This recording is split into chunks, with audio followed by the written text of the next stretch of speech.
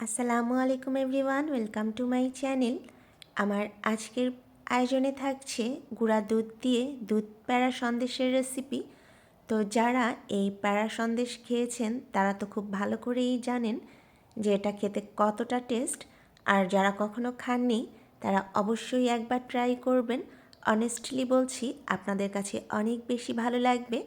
চলুন তাহলে চলে যাই তৈরি করতে এই রেসিপিতে। প্যারা সন্দেশ তৈরি করার জন্য আমার যা যা লাগবে তা হচ্ছে, এখানে নিয়েছি 2 টেবিল চামচ ঘি, মেজারমেন্ট কাপের 1 কাপ গুঁড়ো দুধ, হাফ কাপ কনডেন্স মিল্ক এবং কিছুটা গুড় নিয়ে নিয়েছি। চুলায় একটা প্যান দিয়ে এখন আমি এর মধ্যে যে 2 টেবিল চামচ ঘি নিয়েছিলাম তা দিয়ে দিচ্ছি। তো ঘিটা একটু গরম হয়ে গেলে এর মধ্যে আমি কনডেন্স মিল্কটাও দিয়ে দিয়েছি। তো আমি হাফ কাপ কনডেন্স মিল্ক নিয়েছি। এবার ঘিয়ের সাথে কনডেন্স মিল্কটা ভালোভাবে মিক্সড করে নিব। এখন এর মধ্যে দিয়ে দিচ্ছি গুঁড়ো দুধ। তো আমি আগেই দেখিয়েছি আমি 1 কাপ গুঁড়ো দুধ নিয়েছি। এবার এই সব কিছু ভালোভাবে মিক্সড করে নিব। তো গুঁড়ো দুধ দেওয়ার সাথে সাথেই দেখা যাবে যে মিশ্রণটা একদম ড্রাই হয়ে যাবে। এতে চিন্তার কিছু নেই, এটা পরে ঠিক হয়ে যাবে। এখন আমি এর মধ্যে দিয়ে দিচ্ছি 2 চা চামচ গুড়। তো আমি আজকে এখানে গুড় ইউজ করেছি কারণ পেয়ারা সন্দেশে গুড়ের একটা ফ্লেভার থাকে এবং দেখতেও কিন্তু কালারটা ওই রকমই হয়। তো আপনারা যারা গুড়ের ফ্লেভারটা পছন্দ করেন না তারা চাইলে এটা স্কিপ করতে পারেন।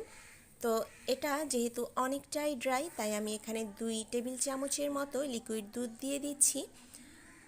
আর যেটা বলছিলাম, যারা এখানে গুড়টা খেতে পছন্দ করবেন না তারা লিকুইড দুধের মধ্যে কিছুটা জাফরান মিক্সড করেও এর মধ্যে দিতে পারেন, এতেও কালারটা অনেক সুন্দর আসবে। তো লিকুইড দুধ দেওয়ার কারণে কিন্তু এটা অনেকটাই আঠালো হয়ে গিয়েছে। তো এখন আমি এটা নেড়েচেড়ে ভালোভাবে জাল করে নিব যেন এটা একদম টাইট হয়ে যায়। তো এই ডোটা তৈরি করতে কিন্তু খুব বেশি সময় লাগবে না, দেখা যাবে 4 থেকে 5 মিনিটের মধ্যেই এটা তৈরি হয়ে যাবে। তো আপনারা দেখে বুঝতেই পারছেন এটা অনেকটাই আঠালো হয়ে গিয়েছে। তো যখন এই ডোটা একদম প্যানের গা ছেড়ে উঠবে তখন আমি এটা চুলা থেকে নামিয়ে নিব। এখন আমি চুলাটা বন্ধ করে দিচ্ছি। চুলা থেকে নামিয়ে সন্দেশের ডোটাকে আমি প্যান থেকে একটা প্লেটে ঢেলে নিব। প্যানে থাকলে দেখা যাবে যে এটা শক্ত হয়ে যেতে পারে এবং কিছুটা ঠান্ডা করে নিব। তো ডোটা যখন ঠান্ডা হয়ে যাবে তখন আমি হাত দিয়ে এটা খুব ভালোভাবে মথে নিব। তো এর জন্য হাতের মধ্যে ঘি মেখে নেওয়ার কোনো প্রয়োজন নেই কারণ এর মধ্যে ঘি দেয়া আছে। তো এমনিতে হাতেই এটা মথে নিতে হবে কারণ ঘি দিলে দেখা যাবে যে সন্দেশটা অনেকটাই নরম হয়ে যাবে। তো ভালোভাবে মথে নেওয়ার পর এবার আমি এগুলোকে সন্দেশের মতো সাইজ করে নিব। আর এর জন্য আমি হাতে খুব অল্প পরিমাণে একটু ঘি মেখে নিচ্ছি যেন সন্দেশের সাইজটা করতে সুন্দর হয়। তো এইবার প্রথমে আমি এভাবে 2 হাতের তালু দিয়ে গোল গোল করে নিব এবং এটা একটু মসৃণভাবে করতে হবে, তাহলে দেখা যাবে যে আপনার সন্দেশটা দেখতে সুন্দর হবে। তো এরকম করার পর এবার আমি আঙ্গুলের সাহায্যে একটু চাপ দিয়ে দিচ্ছি। আসলে কেনা সন্দেশটা দেখতে এরকম থাকে। একইভাবে আমি সবগুলো সন্দেশ তৈরি করে নিয়েছি।